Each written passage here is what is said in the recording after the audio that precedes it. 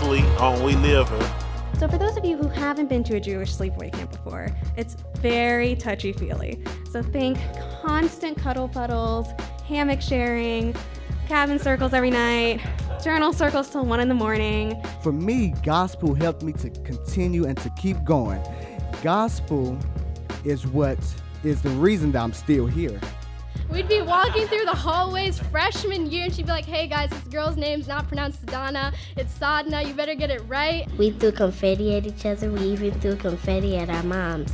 That was the best day ever.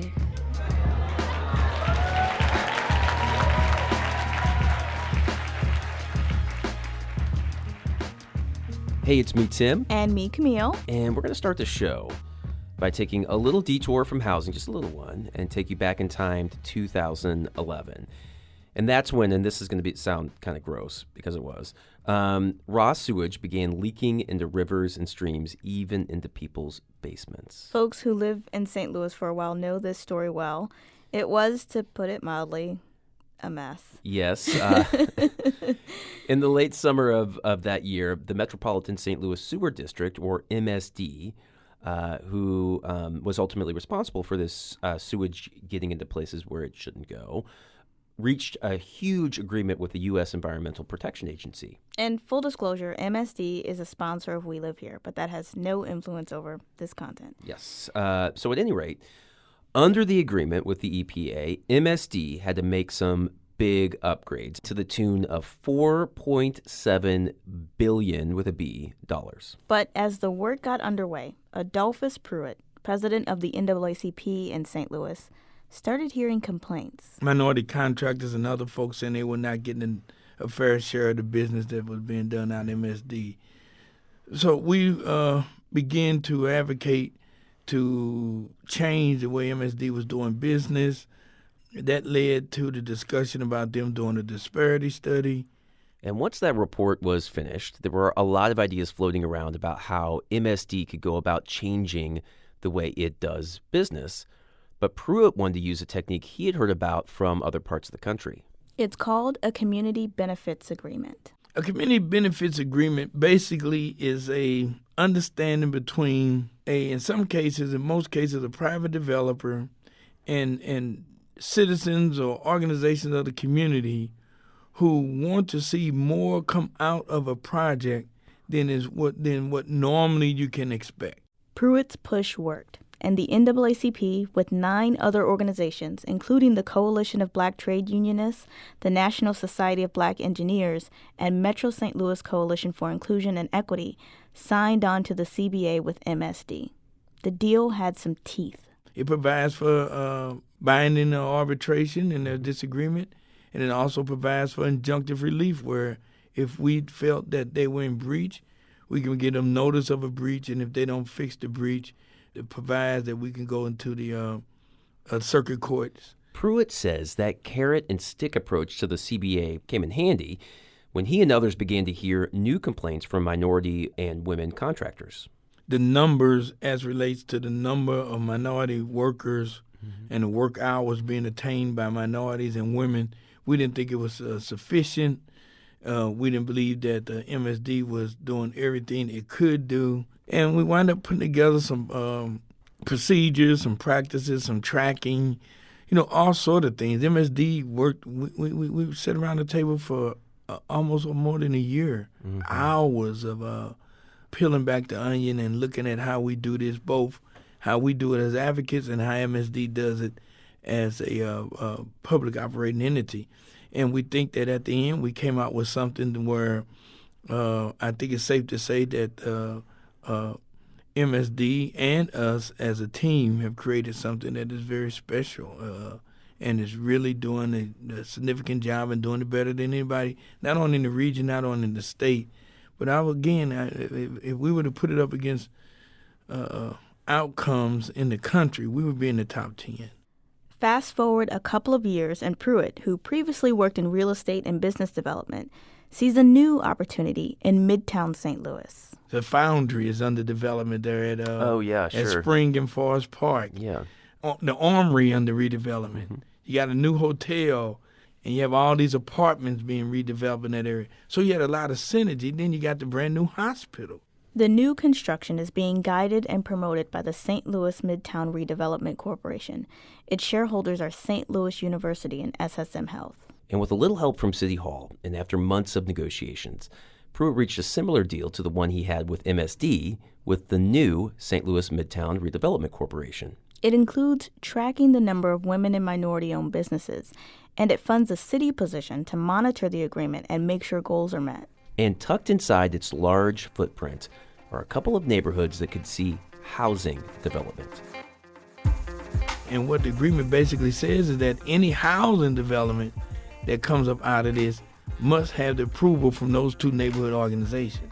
If anything happens in that redevelopment area and happens as relates to housing, they get to come to the table, and you need to reach an agreement with them in order for that to happen, to make sure that these folks don't feel that they are not disenfranchised out of their neighborhoods. So you all know that this year we decided to spend our entire season dissecting the intersection of race and housing, which of course has meant taking a pretty critical look at the deeply destructive patterns of segregation in St. Louis. And listening this year, you might have thought to yourself, Sheesh, they talk a lot about the problems. And, I mean, that's true, we do. But that's not the total picture of what's going on in our region, because Adolphus Pruitt isn't alone. There is definitely a robust conversation among some circles about the daunting challenges tied to the segregation in the St. Louis region. There's also a lot of chatter about solutions. And with our season winding down, we decided to dedicate the rest of this show to listening to a man who's been leading a team of some of the smartest people in St. Louis with the goal of dismantling divides and creating a new path forward. From St. Louis Public Radio and PRX, this is We Live Here, a show for people somewhere on the woke spectrum.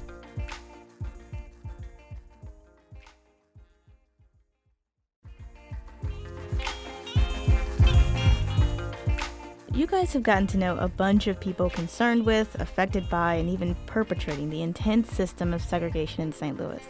Still, it's kind of weird that until now this season, we haven't introduced you to this guy.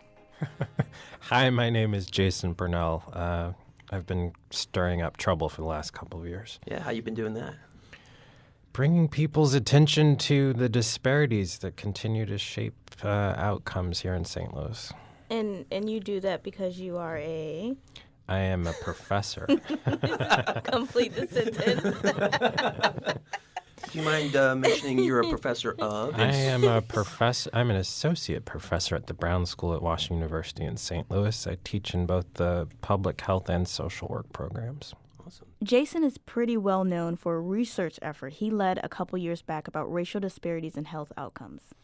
The report that resulted from that research, known simply from its title For the Sake of All, is cited pretty often from regular folks around town to public officials. It detailed how segregation is taking years off of residents' lives and how vastly different life expectancies are between zip codes, the largest of which is more than 30 years. And it's pretty impossible not to see the links between that body of work and this latest report Jason has helped shepherd about housing segregation. I think when people asked me over and over again what was surprising to you in the data that was uncovered in that original report, it wasn't the health outcomes. I expected the health disparities.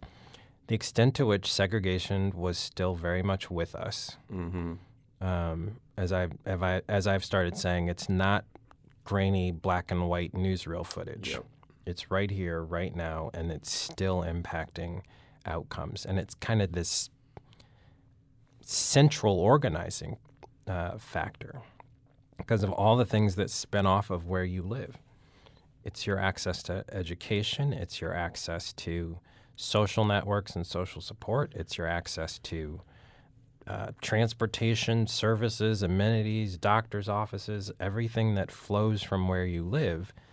And then you start to uncover this history of just truly nefariously creative people coming up with every tool in the toolbox. That is a great phrase, nefariously creative. Yeah. it's just staggering and it's infuriating. Now, Jason's not a housing expert, so he got a lot of help. Yeah, in fact, he's careful to share the credit with the dozens of activists, organizations, and legal scholars who worked for months putting this together. And you guys have definitely heard these names during our season. Arch City Defenders, the Metropolitan St. Louis Equal Housing Commission, or EHOC, and Richard Rothstein. Among a lot of other people. Yes. The list is long. Mm-hmm. Anyway, one thing that became clear, Jason says, is that the report needed to address both the past and the future. And that meant coming to grips with St. Louis's particular place in history as it relates to race. Because St. Louis was such an early stop in that first wave of the Great Migration, our particular form of racism had time to sort of gestate, and it had time to harden, and it had time to become more virulent. So that movement out of the South that starts around 1915, it's not surprising when you place it in that context that in 1916 they're voting on a racial zoning ordinance Right. for the city of St. Louis, and that in 1917 they're having the massacres in East St. Louis, and in the 1920s restrictive deed covenants, and then on and on and on. Trapping people without opportunity. So, there's a line in the report that it's psychological separation just as much as it is physical separation. It's an inability to internalize the humanity of other people. Mm-hmm. And that's the surest way to cause destruction. It doesn't take a long trip through history to see that when we no longer see people as human, we can justify doing all manner of things. In a lot of ways, the segregation report, officially titled Dismantling the Divide, is meant to counter those forces. It prescribes nearly a dozen recommendations to tip the St. Louis region toward more equity in housing opportunities and access. You already heard about one of those solutions at the top of the episode, CBAs. And some of you die-hard listeners may remember us talking in a previous show about a source of income protection for Section 8 tenants. As of now, that doesn't exist for people who live in St. Louis County, which means landlords can legally discriminate against them for having a housing voucher.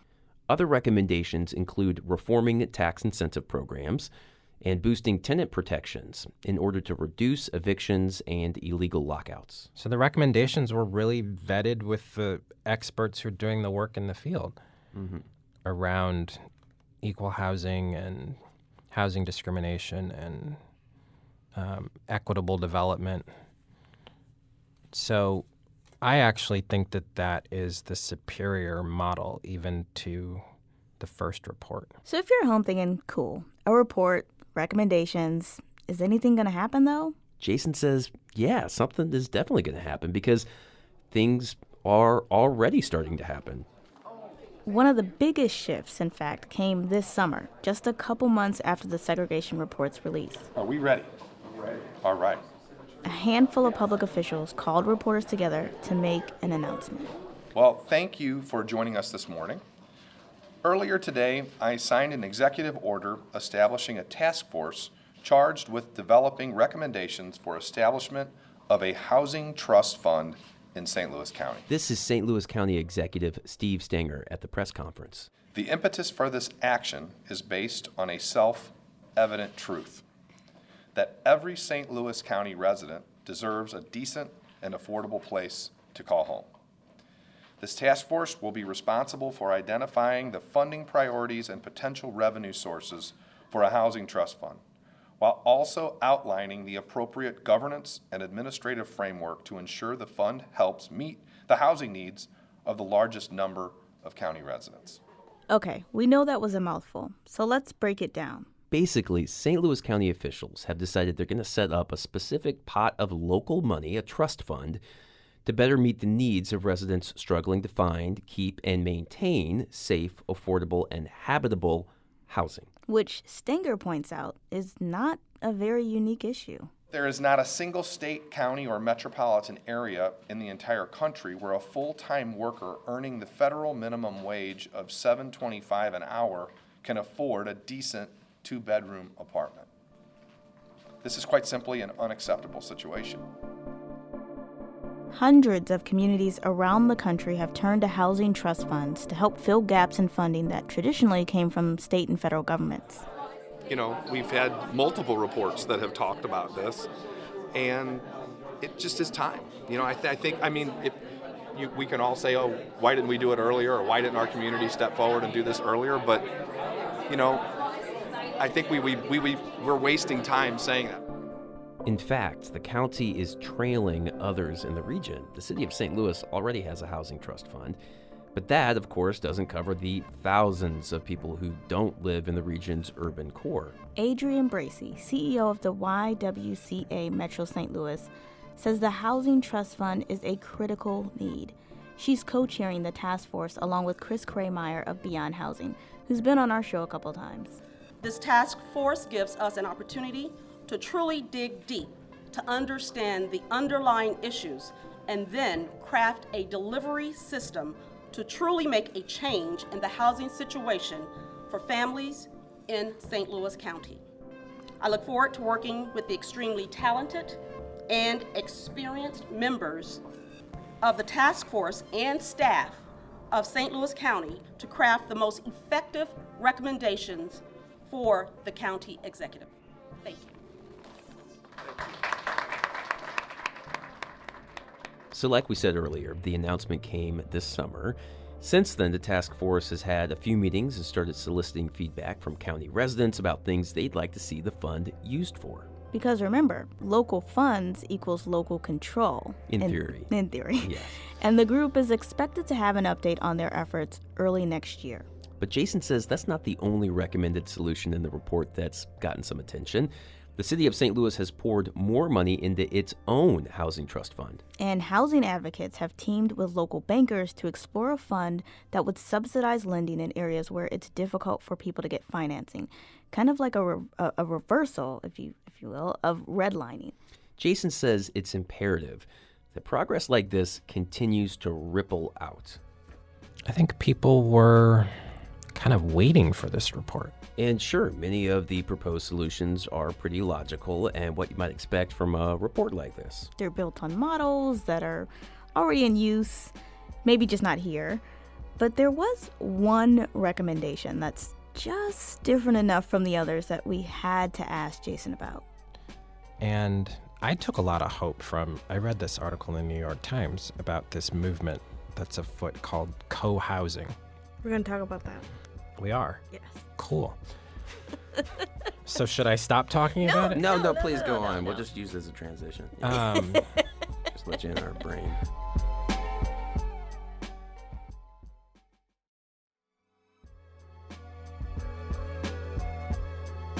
So when we left off, we promised we'd get into a solution in the segregation report that was not quite like the others. Jason was eager to talk about it. But first, we had to get through this title he has for it, which is, it's a mouthful. Okay, establish consciously inclusive communities to unite neighbors in focused action to make their communities welcoming and accessible in terms of income and racial and ethnic diversity to build ties that support human development and connection. Yes. What does that mean? What does that mean? You know, that's a fair question because we still have to imagine it.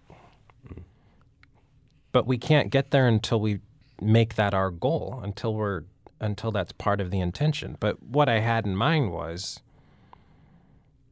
restrictive covenants, very often sponsored by the church on the corner, the university, the civic organization in town, are these agreements where neighbors are contractually obligating themselves never to sell their homes to African Americans. What if we flip that on its head? Not in a sort of legalistic sense, but in a sense where neighbors are coming together and they're saying, this is how we want to define the character of this community. And we want to define it as a place that has racial and ethnic diversity and socioeconomic diversity. Mm-hmm. That's a goal of ours. It really is an open question. What does that begin to look like? Now, I have some ideas. You'd need cooperation from developers. You'd need cooperation from the real estate industry. You would need some legal infrastructure at the municipal level that allows for a more inclusive sort of development. A good place to start, Jason says, would be inclusionary zoning. That's a practice in some cities where affordable housing is tied more directly into new housing development. That's not building some new high-rise public housing development, which we know is a failed strategy. It's saying in an area where there is some economic opportunity, we're going to set aside a certain proportion of the housing to be affordable housing. Mm-hmm.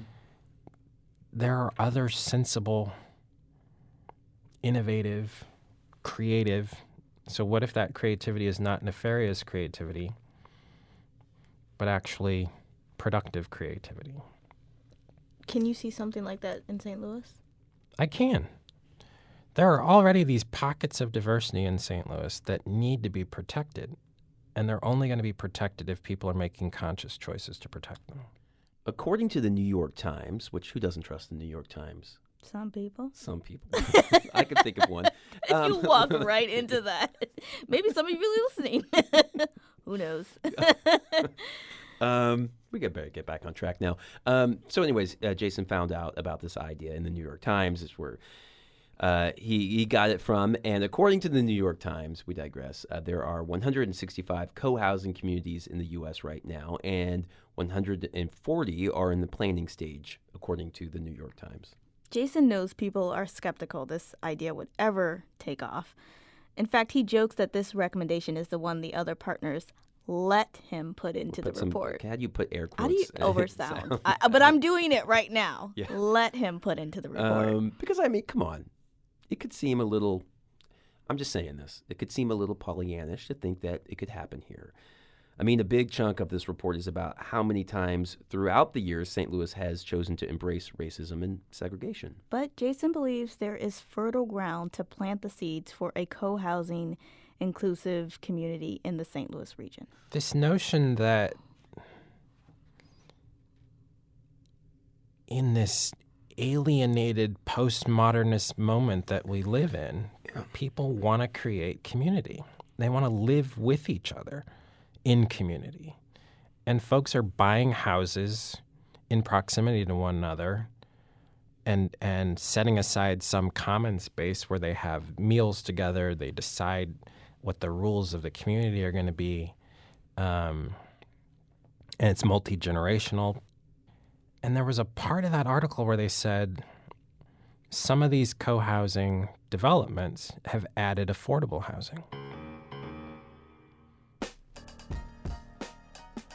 And it hasn't hurt their property values, which is everybody's big... It's like the go-to whenever... Right. Yeah. It's their big fear that if we have more affordable options, there goes the neighborhood. Mm-hmm. That's not what's happening. And I think there's nothing inevitable about that happening if you consciously create the supports and infrastructure to have truly inclusive housing arrangements. And it's not to say it's going to happen without any friction or conflict, or we're still humans. Mm-hmm. But we can certainly come to a more sensible way of trying to distribute opportunities and resources.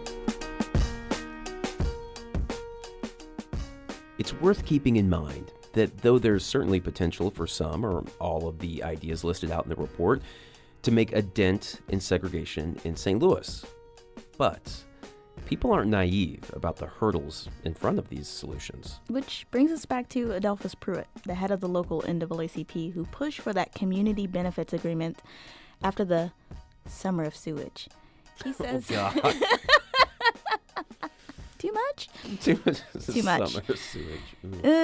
Anyway, Adolphus says agreements like the one he helped organize with MSD and in Midtown St. Louis have to respect the financial pressures facing developers and organizations. And you can't take a one-size-fits-all approach to any of this. CBAs are as different as snowflakes. Mm-hmm. And there's no two snowflakes are alike. No two CBAs are alike, and neither they should not be. Yet, it's in this flexibility that Pruitt sees potential. For example, CBAs don't have to be tied to geography. So, for example, development in one part of the city could be tapped to spur development in another part of the city that's seen decades of disinvestment. Hey, if you're going to develop downtown St. Louis, you can do that. But I can use your help over here in North St. Louis or in Wellston. Can you help me over here? Mm-hmm. And that I do like. And Pruitt says because there are examples of CBAs already working in the St. Louis region, there's a certain kind of cultural infrastructure that's being built to broker similar deals in the future. The hope is not only in the document itself, the hope is also in the process leading to a positive outcome. A positive outcome that everybody continues to invest in and able to coalesce in a positive way. That is the greatest outcome out of all of these agreements.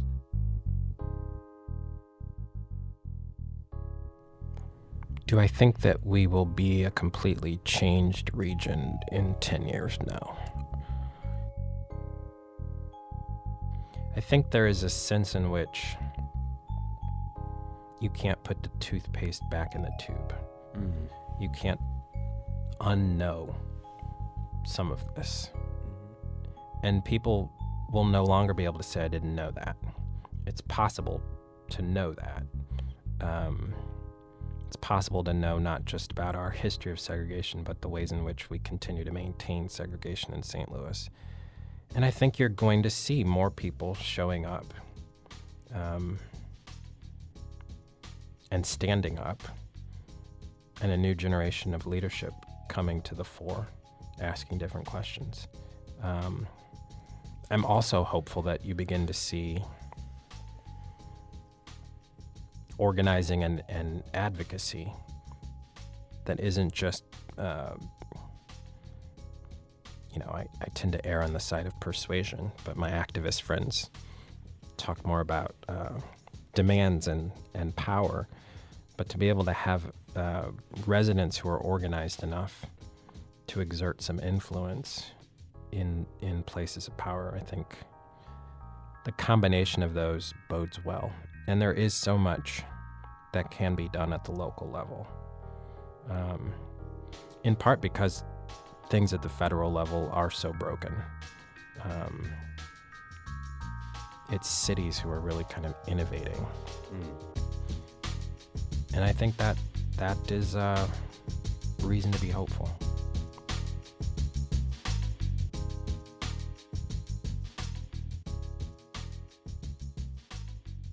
There are a lot of recommendations in the report that Jason Purnell helped lead.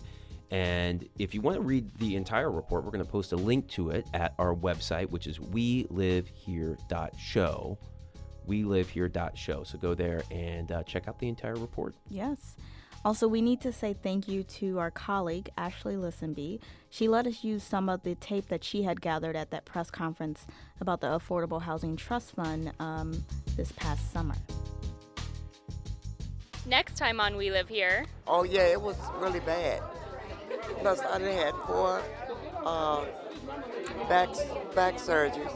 And then all of a sudden, you had to move out in 24 hours. That was real bad on me. And then I had to find people to come and help me move out and stuff. And then they put me over in the next apartment over. And dead roaches, but that cleaned it up and everything because I had to find somewhere to stay. Then I moved it over there.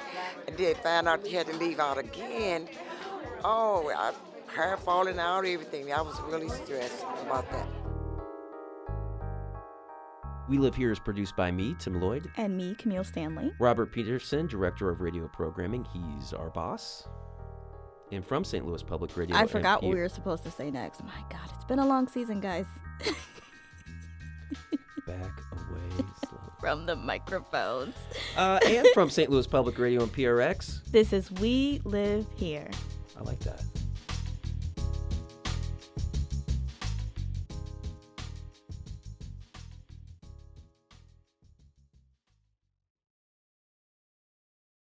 Support for this podcast comes from the Corporation for Public Broadcasting.